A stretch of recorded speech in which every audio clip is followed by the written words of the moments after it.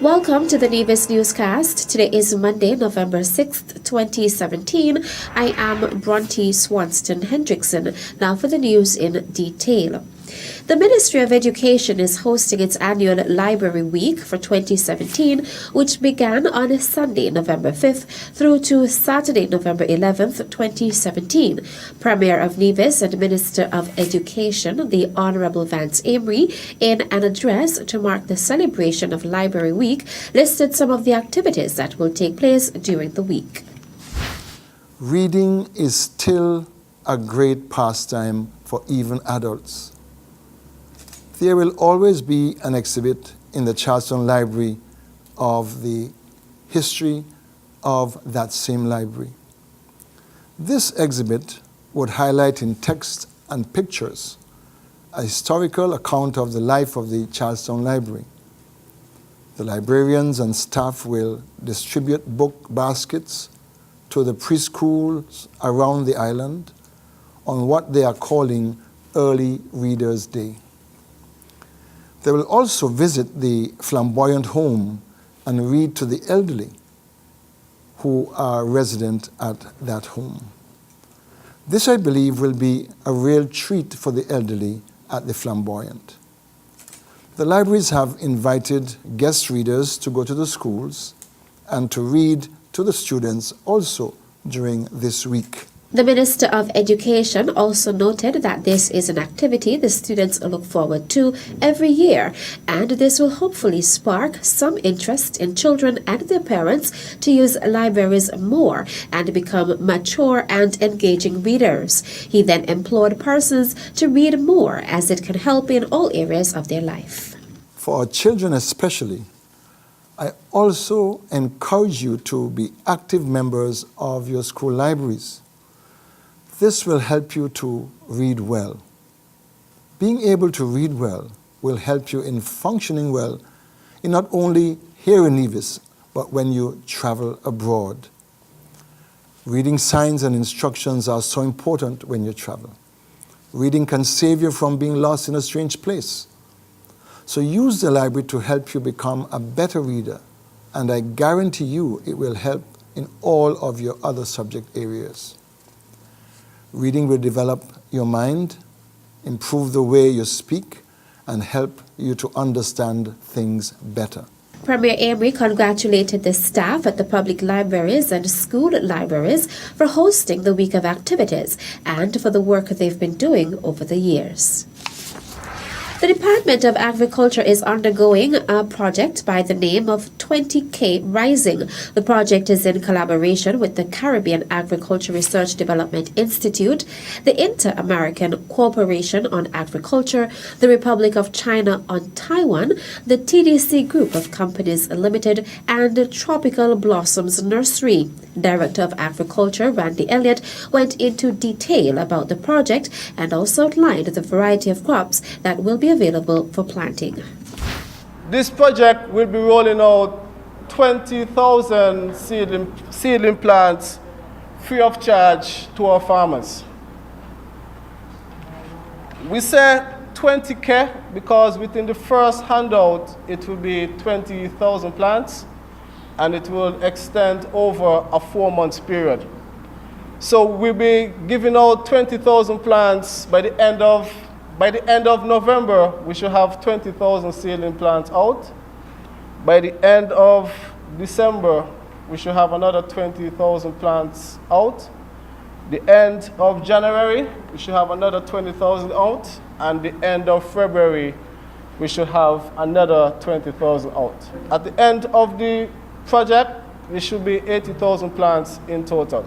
Tomatoes, sweet peppers, cucumbers, watermelons, honeydew, cantaloupe, squash, cabbage, broccoli, lettuce, and for our own security, cassava. Elliott was speaking at a meeting with farmers on Nevis, which took place at the Red Cross building in Charlestown on Thursday, November 2nd, 2017.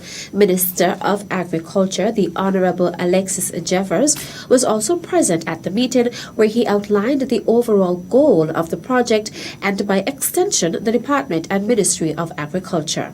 to ensure that we have some sustainability in agriculture, meaning that all of us who are interested in agriculture not only show that interest by just speaking, but also by our actions. And indeed, if we are making these seedlings available to you, it means that we're giving you that start. Many of you have started already, but giving you not only a start, but also giving you the necessary tools to advance agriculture here on Nevis. The Agriculture Minister also encouraged persons to make use of the lands that are available. I want to also say to all of us who have lands out there that are sitting idle, it is time for us to put them under production. It is not difficult to do, as at least I believe from the Department of Agriculture standpoint, we are going to play our part. We're in the process of securing 2 brand new tractors.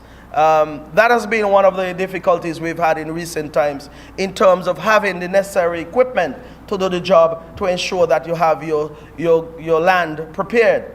So I am saying over the next couple of months, early in the new year, I believe we should be receiving 2 brand new tractors, complements the Republic of China and Taiwan. Acting Permanent Secretary in the Ministry of Agriculture, Huey Sargent, was also present at the meeting.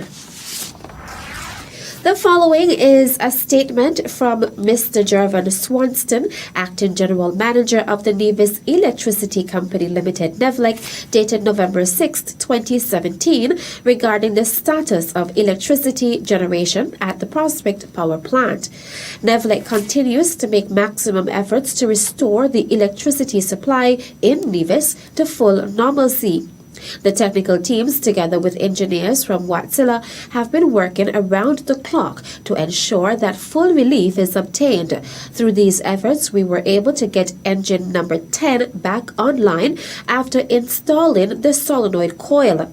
It is, however, only taking half of its capacity as it overheats whenever it is fully loaded. It is presently holding comfortably at half load while the overheating issue is being diagnosed.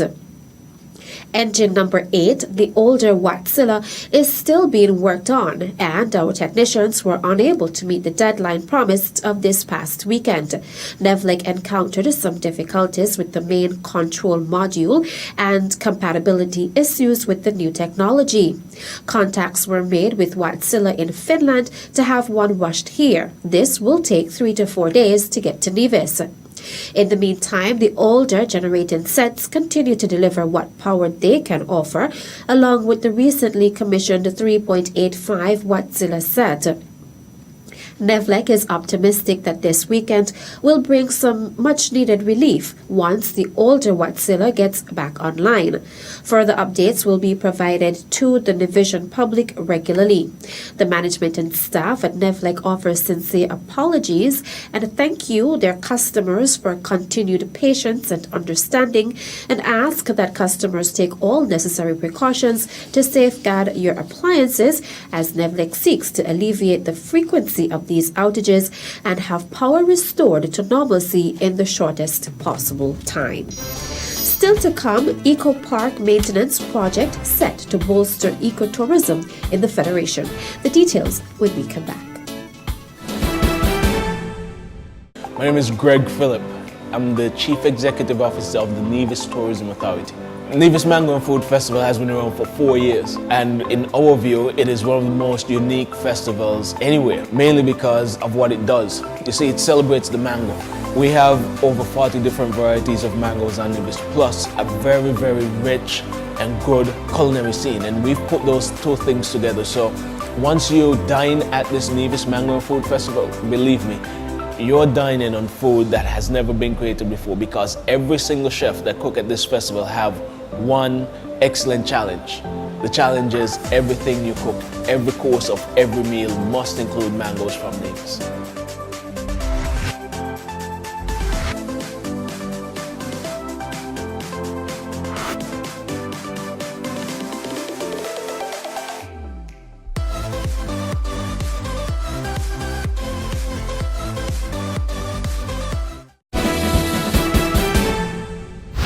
Welcome back. The Republic of China, Taiwan, through its resident ambassador in St. Kitts and Nevis, His Excellency George Gaowei Chu, pledged his government's support to the Ministry of Agriculture et al., the Honorable Eugene Hamilton, for the Eco Park maintenance project over the next 2 years. The maintenance project is estimated to cost approximately US $700,000 and will be jointly funded by the Taiwanese and the St. Kitts and Nevis government. The funds will be used towards increasing the agricultural output, marketing and promotion, and maintaining and managing the park's landscape. The official signing of the agreement and check handing over ceremony were held recently at Minister Hamilton's office. He thanked Ambassador Chu for his country's continued assistance to the Federation by stating that he is grateful for the consideration given to the request for the support in growing the Eco Park into a more viable entity beyond 2018.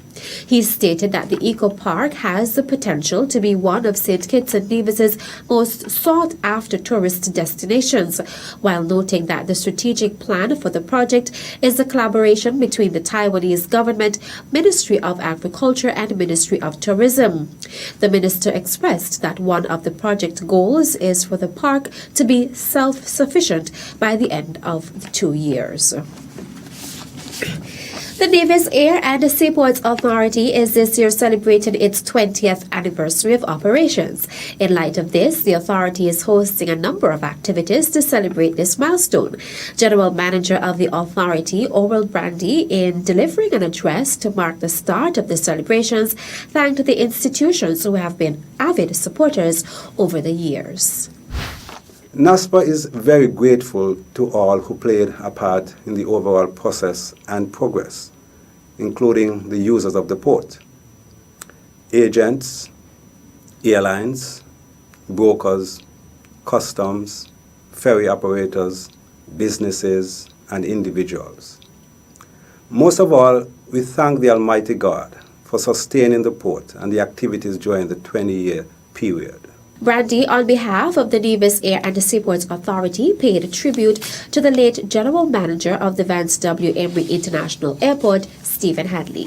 On behalf of all of us at the Nevis Air and Seaports Authority, I pay tribute to our beloved past airport manager, the late Melville Stephen Hanley, who left us in October 2016, having left his mark and impacted every department of the port. Also, on behalf of the Board of Directors, including the Chairman, Mr. Colin Doe, the very best is wished to the entire staff as we celebrate and move into the years ahead, making greater strides. Our mission remains to foster and promote high-quality services through efficiency, hospitality, professionalism, and compliance with international standards for the benefit of all stakeholders. The week of activities include a church service on Sunday, November 12th at the Shiloh Baptist Church, morning devotions at schools on Monday, 13th, Let's Talk program Tuesday, 14th, Community Day on Wednesday, 15th, Customer Appreciation Day at the Charlestown Port on Thursday, 16th, Customer Appreciation and T-Shirt Day on Friday, 17th, and Tour Day on St. Kitts on Saturday, November 18th, 2017. The final activity will be a dinner and awards ceremony on November 25th, 2017. And that brings us to the end of this edition of the Nevis Newscast. I am Bronte Swanston Hendrickson. Thank you for viewing. This one is going out to the land of my birth, Queen City, Nevis.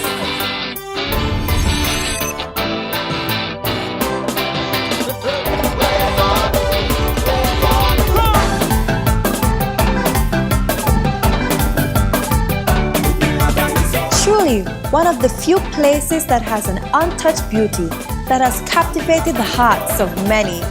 Nevis is everything you imagine.